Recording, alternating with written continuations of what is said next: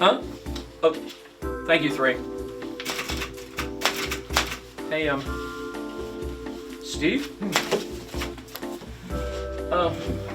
What's with the hat?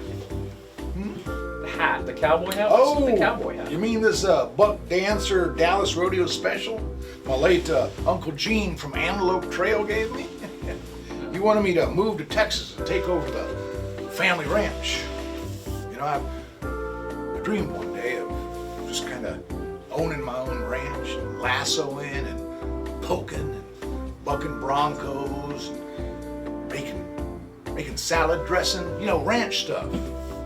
Ranch stuff? Yeah, out there alone on the open prairie, the wind blowing my golden locks as the sun sets and the dogs howling their appreciation of another glorious end of the day on this holy green earth.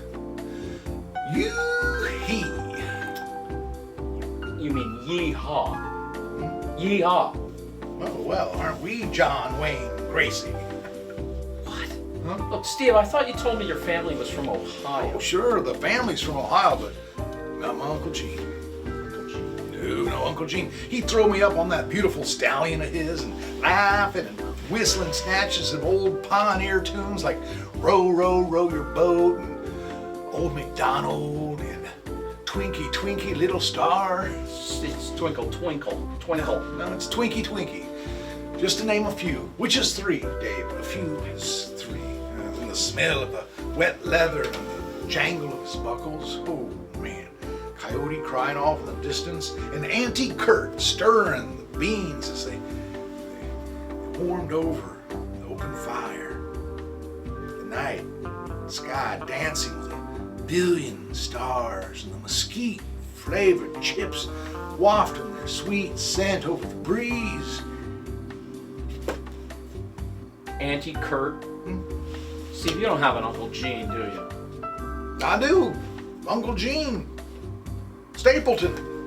Gene Stapleton? Gene Steve, Gene Stapleton was an actress. She's better known for playing Edith on the 70s sitcom All in the Family. He, I'll have you know, Dave, is my Texas uncle. Steve, you're reading a romance novel about a cowboy, aren't you? It's a Western hero, Dave.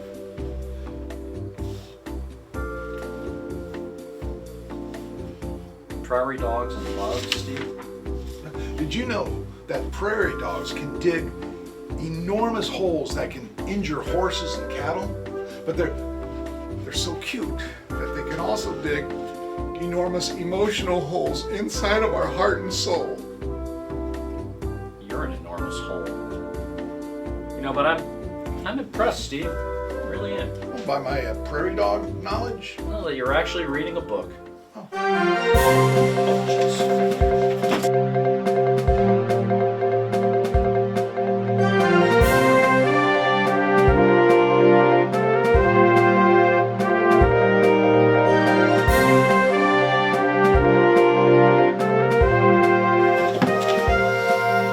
Hello and welcome to This Week in Review with the Chamber of Comedy. I'm Dave Hanray. And I'm Steve Burnett. This week's update brought to you by Maine Rep and the Suck-U-Matic Vacuums. Suck-U-Matic. Suck-U-Matic.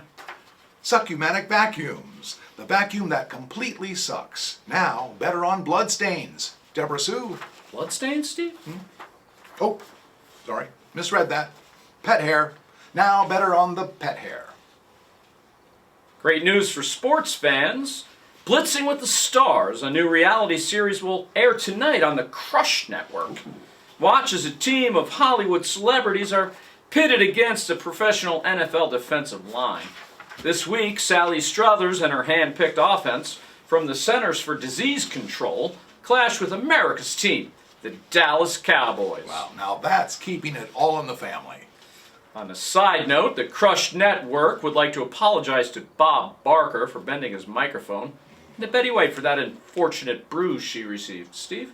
Oh, no one likes a bent microphone, Audra May. We wish her the very best. On another sports-related story, this week, the fast-paced and semi-violent world of candlepin bowling marks a new high point.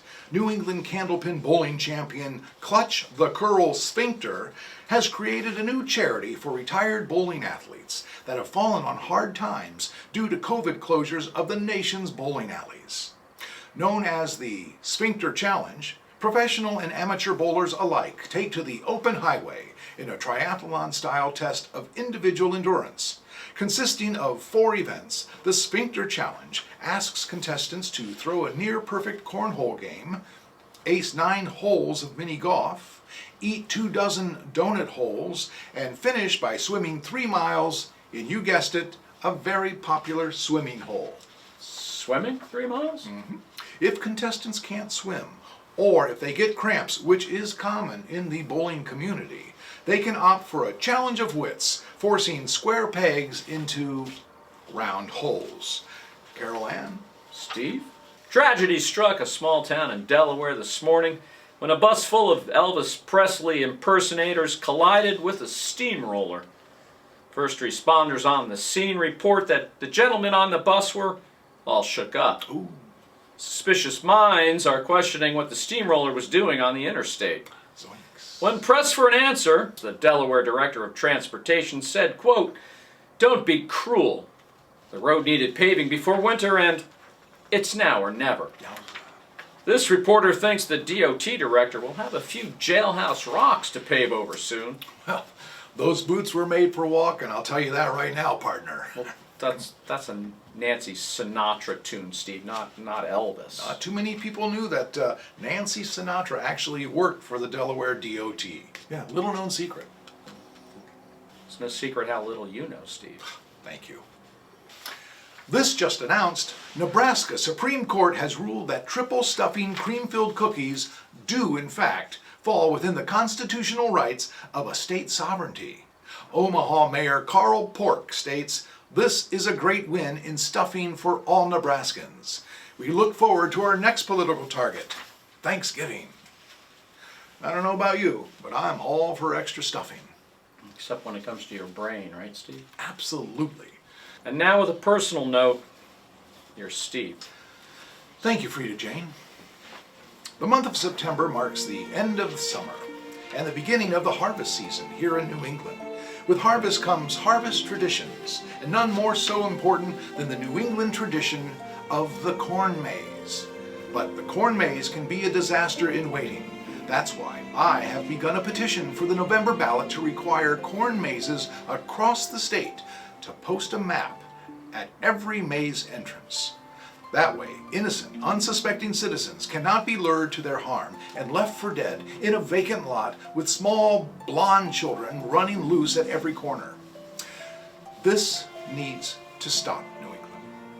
I urge you to join me in my effort to abolish mazes without maps and support mazes with maps.